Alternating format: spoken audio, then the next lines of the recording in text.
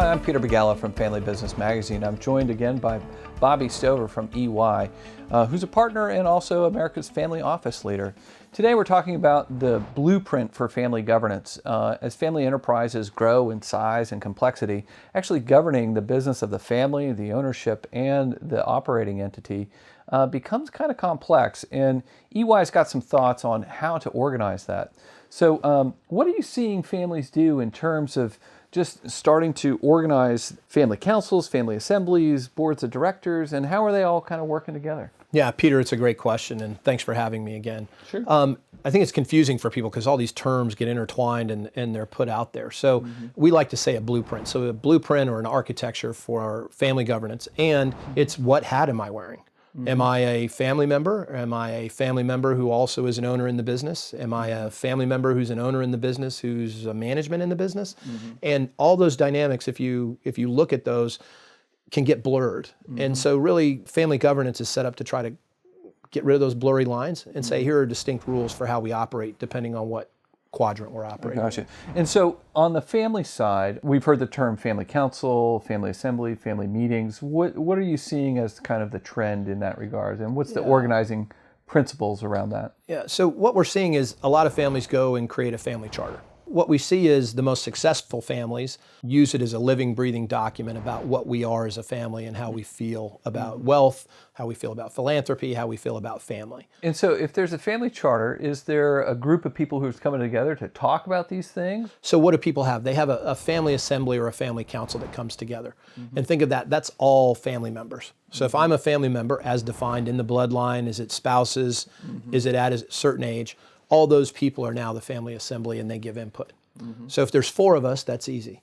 If we have a family that's 200, not so easy. So that's where a lot of people. So the family assembly would be all 200. And then what we see is generally a family council. 7 to 10 people or 2 people from each bloodline are elected to a council that deal with how do we change the family charter? How do we deal with things within the family? So a group, that can organize and put back to the general population of decisions we're making. And so let's talk a little bit more specifically about the family assembly. What are some of the things that a family assembly might be weighing in on, or what's kind of the role of that body? Yeah, the family assembly can have 2 roles. One is generally, how are we going to govern the family? So what does it mean to be a family member?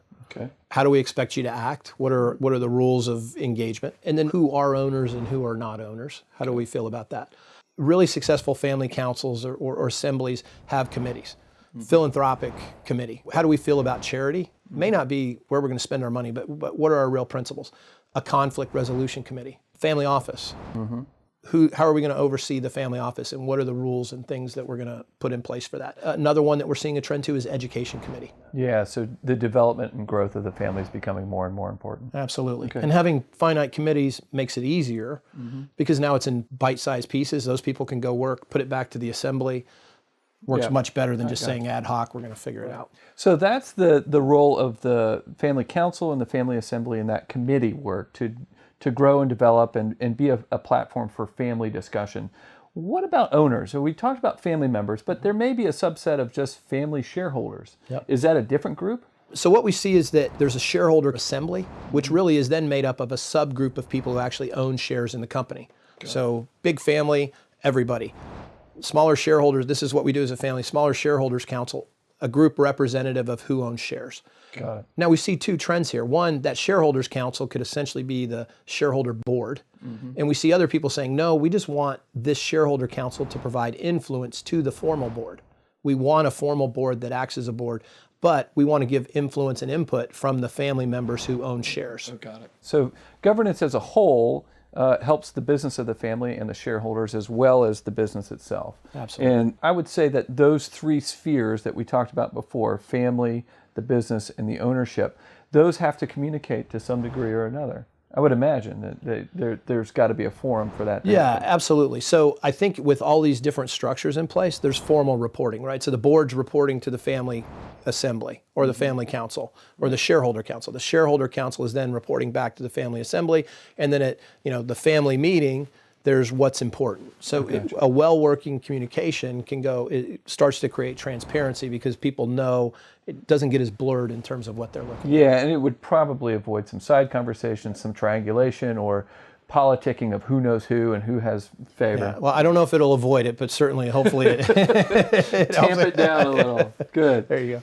Well, thanks for joining us on this brief overview and blueprint for family governance, because as families grow in complexity and size, communication forums become important for those three roles: family, owner, and the management of the corporation. Thanks for joining us today.